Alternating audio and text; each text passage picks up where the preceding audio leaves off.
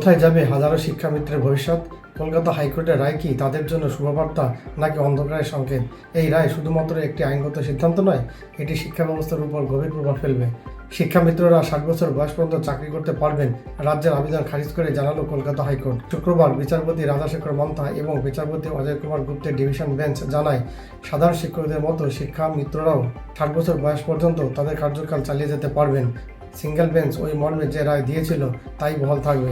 2004 সালে সর্বশিক্ষা মিশনের আওতায় শিক্ষামিত্র নিয়োগ করা হয় বা শিক্ষামিত্র নিয়োগ করে রাজ্য। তাদের মূল কাজ ছিল পিছিয়ে পড়া এবং স্কুলছুট ছাত্রছাত্রীদের স্কুলে ফেরানো।